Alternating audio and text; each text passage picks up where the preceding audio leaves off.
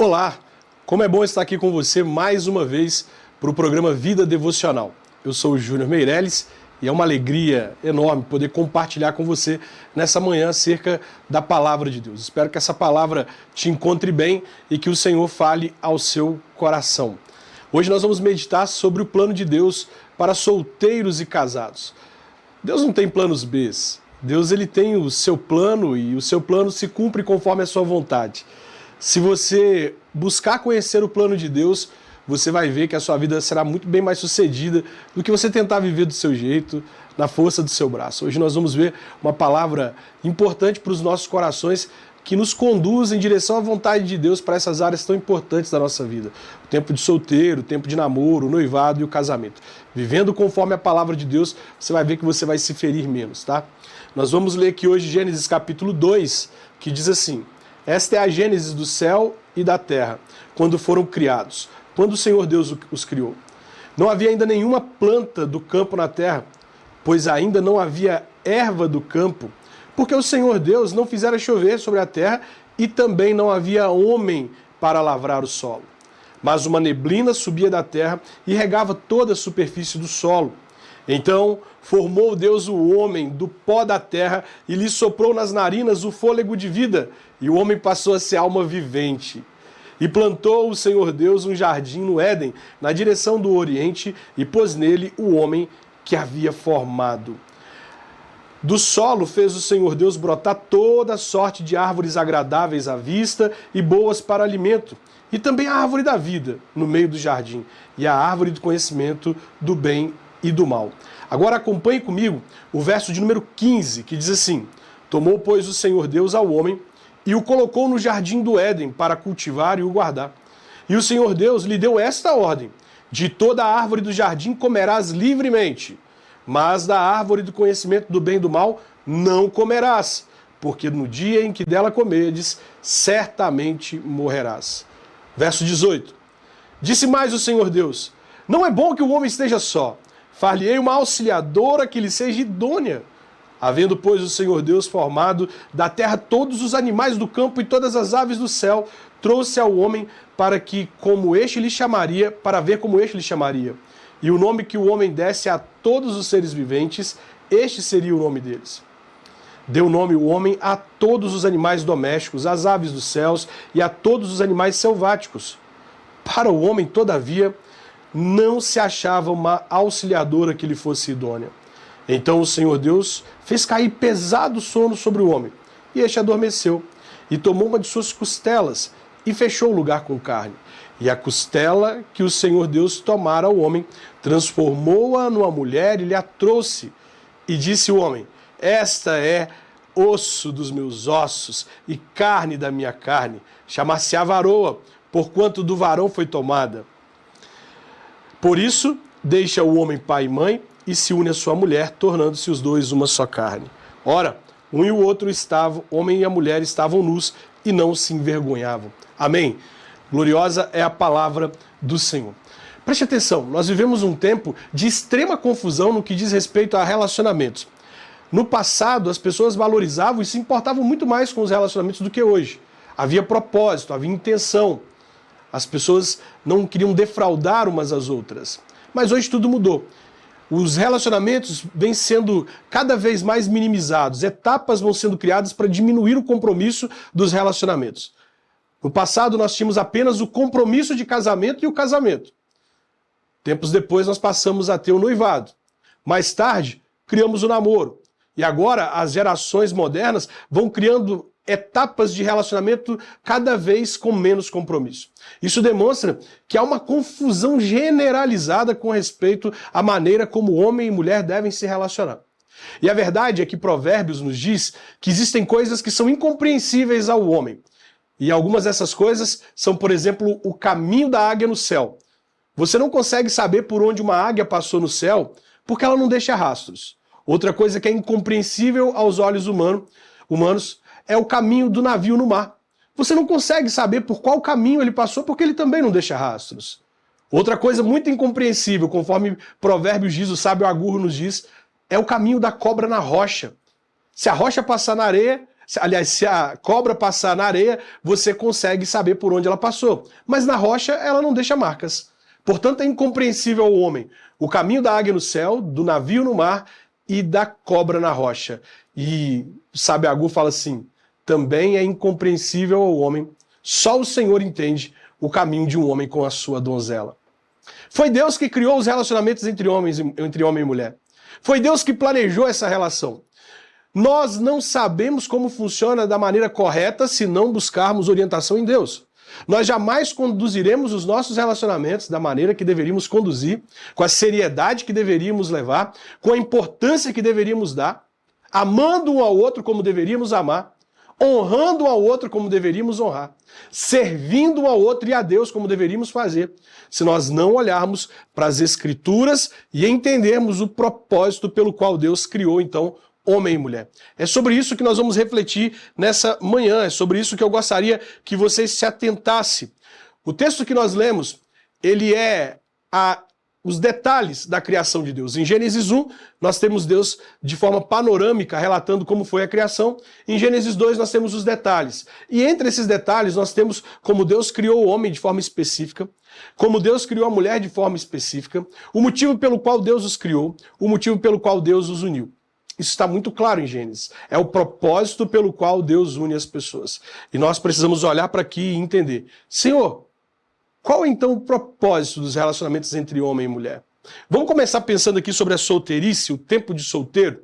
Vamos começar pensando aqui o que você tem que fazer no tempo de solteiro, tá bom? Tem muita gente que acha que o tempo de solteiro é um tempo de espera angustiante, é um tempo em que eles devem a qualquer custo encontrar alguém para dividir a vida, e se eles não encontrarem alguém para dividir a vida, eles são extremamente insatisfeitos, infelizes, eles pensam que só serão felizes se encontrar alguém para estar do lado. Mas sabe qual que é o grande problema? É que alguém do lado não é capaz de nos satisfazer e nos tornar felizes como nós desejamos. Há um vazio no coração do homem, e esse vazio não pode ser preenchido com alguém do lado. Esse vazio só pode ser preenchido com alguém dentro. Por isso a palavra de Deus profeticamente, Ezequiel diz que Deus colocaria o seu espírito dentro de nós. O seu espírito estaria dentro de nós. Por isso nós lemos em Atos capítulo 2 que Deus derramou o seu espírito e os apóstolos ficaram cheios do espírito. Por isso nós lemos em Gênesis capítulo 4 que Pedro cheio do espírito. Por isso nós lemos em Atos capítulo 7 que Estevão estava cheio do espírito. Os problemas que nós temos, o vazio que temos dentro de nós, jamais será resolvido numa espera angustiante para encontrar alguém. E se nós colocarmos a nossa esperança nessa espera, quando nós encontrarmos, nós nos frustraremos, porque alguém do lado não soluciona os nossos problemas. É alguém dentro que vai resolver os nossos problemas. Eu quero propor, então, que o tempo de solteiro não é um tempo de espera passiva, mas um tempo de serviço ativo, comunhão com Deus e descanso na vontade do Senhor. Isso eu quero propor. Em primeiro lugar, nós temos aí em Gênesis capítulo 2, verso 5, uma descrição de como o tempo de solteiro ele é um tempo de serviço a Deus. Gênesis capítulo 2, verso 5. O texto diz assim: não havia ainda nenhuma planta do campo na terra, pois ainda nenhuma erva do campo havia brotado, porque o Senhor Deus não fizera chover sobre a terra. Mas o quê? E também não havia homem para lavrar o solo. Para que plantar um jardim se não tem quem desfrutar? Para que plantar um jardim se não tem quem cuidar? A Bíblia está dizendo que ainda não havia brotado, a terra ainda não havia florescido, por dois motivos. Porque ainda não havia chovido e porque não havia homem para poder cuidar, lavrar a terra, cultivar a terra. Então o que Deus faz quando Deus constata que esse era o motivo pelo qual ainda não era importante ter um jardim? Veja no verso 7. O verso 7 diz que, vendo que não havia homem para cuidar do jardim, o verso 7 nos traz a seguinte afirmação: então formou o Senhor Deus ao homem do pó da terra e lhe soprou nas narinas o fôlego de vida, e o homem passou a ser alma vivente. Vendo que não havia homem para cuidar do jardim, então Deus primeiro cria o homem. Agora, o verso de número 8 e verso 9 vai nos dizer que, além de criar o homem, agora sim, Deus planta um jardim e coloca o homem nele. Vamos entender o motivo pelo qual Deus colocou o homem nesse jardim. E plantou o Senhor Deus um jardim no Éden, e na direção do Oriente, e pôs nele o homem que havia formado. Do solo fez o Senhor Deus brotar toda sorte de árvores agradáveis à vista e boas para alimento, e também a árvore da vida no meio do jardim, e a árvore do conhecimento do bem e do mal. Agora o verso 15. Tomou, pois, o Senhor Deus ao homem e o colocou no jardim do Éden para o cultivar e guardar. Cultivar e guardar. Sabe o que isso significa? Eu, você e a pessoa com quem você se relacionou, vai se relacionar, fomos criados para serviço de Deus. Nós somos criados para cultivar e guardar do jardim de Deus, que é o mundo que está à nossa volta. Nós fomos criados para trabalhar para Deus. Então, um propósito importante da vida de solteiro é cuidar das coisas de Deus. É por isso que Paulo vai nos dizer em 1 Coríntios capítulo 7, verso 32, que aquele que não é casado cuida das coisas do Senhor em como agradar o Senhor. Então, o tempo de solteiro, preste atenção, ele deve ser investido na busca de alguém com quem você possa trabalhar para Deus, viver para a glória de Deus, servir a Deus. E não só isso sozinho, servir a Deus junto com essa pessoa. Por isso é fundamental que você busque alguém para a sua vida com quem você possa servir a Deus. Ok? Viva a vida de solteiro a serviço de Deus. Segundo propósito da vida de solteiro, o texto nos revela que o tempo de solteiro é um tempo de ter comunhão com Deus. O tempo de solteiro é um tempo de ter comunhão com Deus. Antes de estabelecer qualquer relacionamento entre homem e mulher, primeiro Deus estabelece o relacionamento principal, a prioridade dos nossos relacionamentos. Não é o relacionamento na horizontal, é o relacionamento na vertical. Deus estabelece relacionamento com o homem. Veja o verso 16 e 17, que diz assim: E o Senhor Deus lhe deu esta ordem: De toda árvore do jardim comerás livremente, mas da árvore do conhecimento do bem e do mal não comerás, porque no dia em que dela comerdes, certamente morrerás. A gente olha para esse texto e a gente só olha para a ordem de Deus que o homem desobedece depois. Sabe o que a gente ignora? É que de toda a criação que foi criada pelo poder da palavra, disse Deus haja e houve, somente o homem é criado de forma pessoal. Deus, ele cria com as próprias mãos. E aqui, esse texto, mais do que representar uma limitação e uma ordem para o homem, sabe o que esse texto representa? Relacionamento pessoal entre Deus e o homem. Mais tarde, nós vemos que esse relacionamento ele era contínuo. Veja Gênesis capítulo 3, verso 8. Quando ouviram a voz do Senhor, Deus, que andava no jardim pela viração do dia, esconderam-se da presença do Senhor, o homem e a sua mulher, por entre as árvores do jardim. Era um relacionamento contínuo. O Senhor vinha ter com o homem. O Senhor não só deu essa ordem para o homem, como o Senhor deu os seus princípios, os seus propósitos. O Senhor ensinou o homem. O Senhor vinha ter relacionamento com o homem. Por isso, o relacionamento mais importante da nossa vida tem que ser com Deus. Antes de buscar alguém para a sua vida, busque ter um relacionamento com Deus.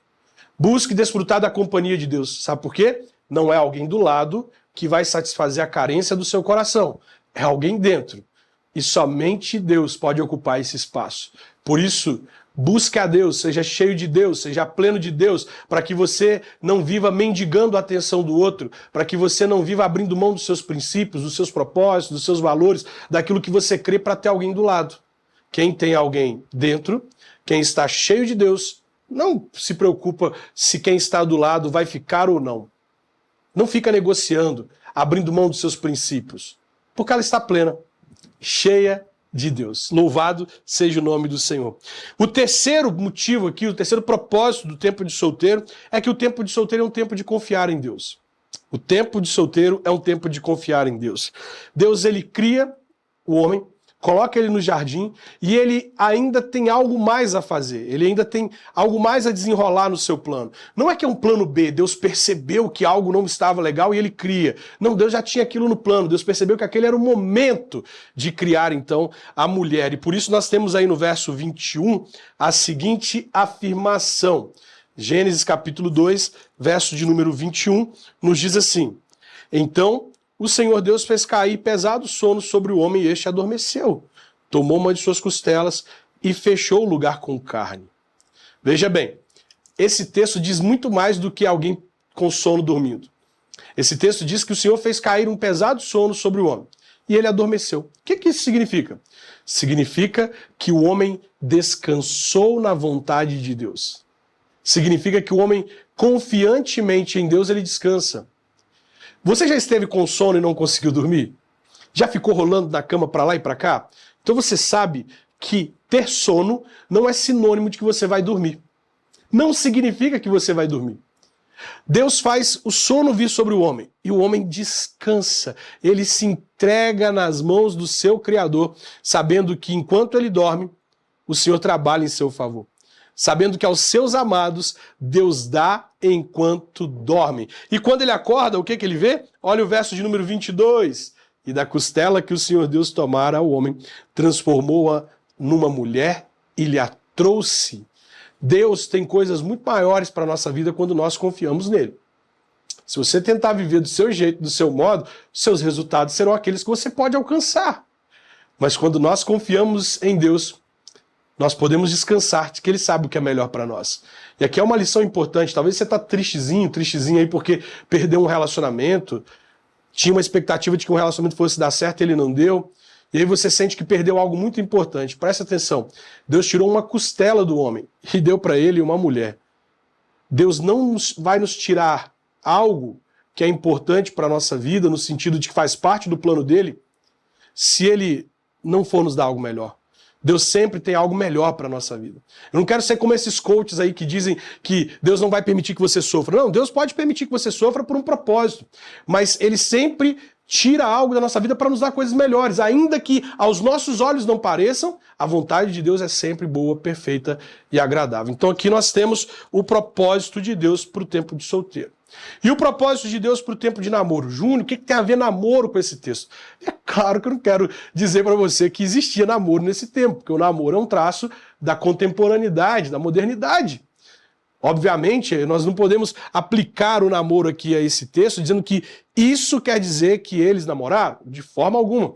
Mas nós podemos fazer uma aplicação. Qual aplicação? Bom, quando Deus decide criar a mulher, até que ele une o homem e a mulher, nós temos aí um período. Primeiro o homem sozinho. Depois nós temos Deus declarando o propósito pelo qual ele vai criar a mulher. E esse propósito pelo qual Deus vai criar a mulher é como se ele estivesse respondendo: qual a razão do homem e da mulher se unirem? Percebe?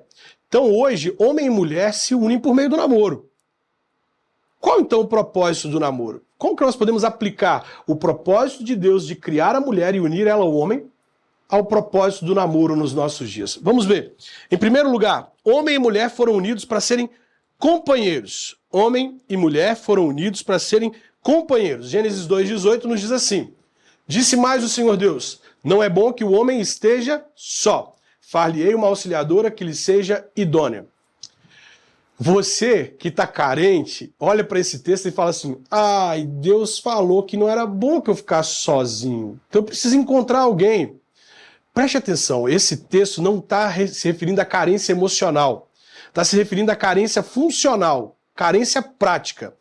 Ou seja, não é porque o homem estava lá abatidinho, chateadinho, sozinho no jardim, sentado, olhando para o horizonte, olhando para a vaquinha, para o boizinho, para o macaquinho, para a macaquinha. Não é porque ele estava olhando para esses casais ali, se sentindo sozinho, que Deus cria a mulher. É porque havia muito trabalho para o homem fazer. Lembra que Deus criou o homem para trabalhar no jardim? Cuidar de um jardim sozinho é muito. Então o que Deus faz? Deus precisa criar uma companheira para ele. Uma pessoa com quem ele possa dividir o trabalho, para que ele possa caminhar no trabalho. Então Deus cria a mulher. Você tem que levar isso muito a sério. Deus quer que você busque alguém para a sua vida que seja um companheiro no serviço de Deus. Você não pode buscar para a sua vida alguém que vai te atrapalhar, alguém que vai emperrar sua caminhada cristã, alguém que vai fazer você enterrar seus dons, os seus talentos. Você deve buscar alguém para sua vida que some. O que Eclesiastes capítulo 4 vai nos dizer? Melhor é serem dois do que um. Por quê? Porque eles não se sentem só apenas? Não. É porque dois trabalhando juntos têm melhor paga do seu trabalho. Se um cair, o outro levanta. Se um sente frio, o outro aquece. Se tentarem vir contra eles, eles resistem com mais facilidade. O propósito de Deus unir duas pessoas é para que elas possam trabalhar para Ele, ser companheiras na missão de Deus. Entenda isso. Não encontre, não busque para sua vida alguém que não vai desfrutar e compartilhar da mesma missão que você tem de vida. Segundo propósito, homem e mulher foram criados para auxílio mútuo. Auxílio mútuo, isso me diz respeito a crescimento, impulsionamento. Deus disse que criaria uma auxiliadora, alguém que estivesse do lado para contribuir na missão, para caminhar junto, para mostrar aquilo que ele não está vendo, para impulsioná-lo no crescimento, para fazê-lo buscar mais a Deus. Essa é uma das missões importantes de Deus. Então o namoro ele tem que ser orientado por essa visão, um auxiliando o outro a crescer espiritualmente, na vida, crescer junto. Terceiro motivo, o propósito do namoro é o casamento. Nós temos aí o texto de Gênesis 2:24, em que Deus declara, por isso o homem deixa pai e mãe e se une à sua mulher, tornando-se os dois uma só carne. Então Deus uniu o homem à mulher para que ele tivesse uma companheira, uma auxiliadora que lhe impulsionasse a crescer e ele também pudesse ser isso para ela, mas a fim de que os dois se casassem, para que os dois constituíssem o casamento. Um namoro, qualquer relacionamento entre cristãos que não visa o casamento, a Bíblia tem só um nome para isso: defraudação. Você está criando no outro expectativas que você não é capaz de cumprir. Você está nutrindo no outro intenções que você não será capaz de cumprir. Se você namora sem intenção de casar, você está namorando a mulher ou o marido de uma outra pessoa. Porque você não vai se casar com ela. Você não está fazendo bem para essa pessoa e não está fazendo bem para você. Qual é o propósito, então, do casamento? Qual o propósito do casamento? Nós temos aí, então, em primeiro lugar, que Deus ele realiza a primeira união conjugal, ele junta os dois e casa os dois ali. E aí nós vemos, então, que o propósito do casamento é o comprometimento. Gênesis capítulo 2, verso 24 diz que é por isso, por causa do casamento, que o homem deixa seu pai e a sua mãe para se unir à sua mulher. Ele se compromete com a sua mulher. Ele faz o compromisso de ser fiel, de respeitá-la, de honrá-la, de amá-la na riqueza, na pobreza, na saúde, na doença, na alegria, na tristeza, até que a morte os separe. É um compromisso, é um compromisso. Em segundo lugar, é um tempo em que o casal poderá desfrutar livremente de vida sexual abençoada. Até o casamento não existe vida sexual abençoada. Existe pecado, vida sexual pecaminosa. Se você satisfaz sexualmente o seu namorado, a sua namorada, você está fazendo isso à custa da desobediência a Deus. Você está satisfazendo alguém enquanto deixa de satisfazer a Deus. Isso significa que você tem aí um ídolo. Você tem um ídolo. No casamento, o homem e mulher podem viver uma vida sexual alegre, abençoada.